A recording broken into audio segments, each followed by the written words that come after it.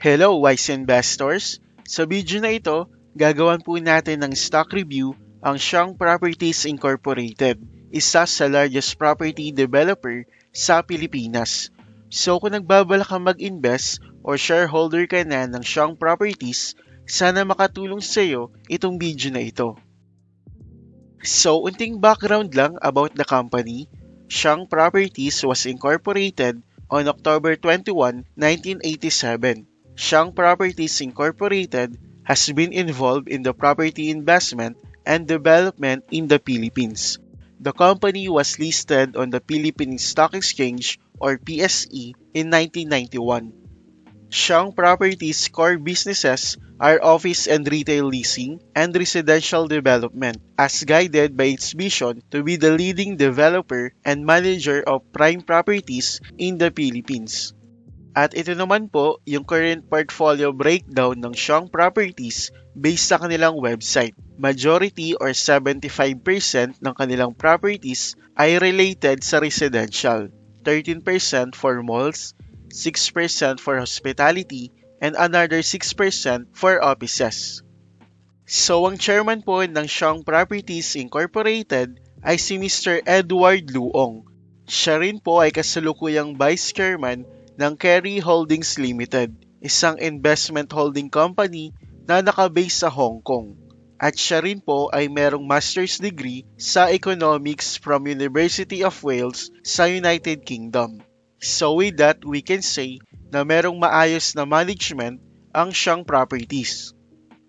So if we check their financials, makikita natin na bahagyang bumaba yung kanilang revenue from 2020 to 2021.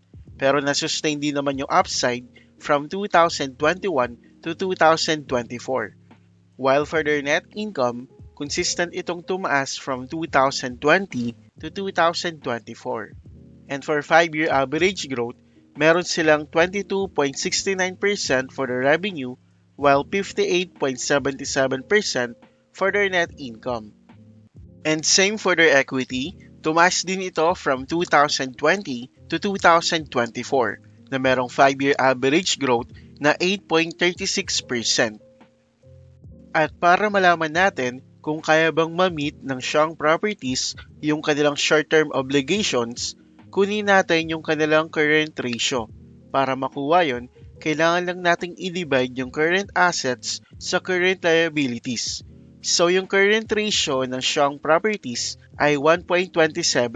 Para sa akin, yung good current ratio is between 1.2 to 2. So meaning, merong attractive na current ratio ang Shang Properties. At para naman sa debt to equity ratio ng Shang Properties, para makuha yun, kailangan lang nating i-divide yung total debt sa total equity. So yung debt to equity ratio ng Shang Properties ay 0.31. Based sa ating criteria, nasa low risk ito. So by that, we can say na meron silang attractive na debt to equity ratio at yung pondo na ginagamit nila sa operations ay hindi galing sa utang. At yung current EPS or earnings per share ng Shang Properties ay 1.9383, while yung kanilang PE ratio ay 2.18. So meaning, we are paying 2.18 pesos to earn 1 peso. And for me, that is attractive. And for intrinsic value, ang ating computed intrinsic value for Shang Properties ay 6.02 pesos. Using the margin of safety na 30%, ang ating buy below price ay 4.21 pesos. And for dividends, yung total dividends ng Shang Properties based sa kanilang latest trailing 12 months ay 0.317. Sa current price na 4.24 pesos, bibigyan niya tayo ng 7.48% dividend yield.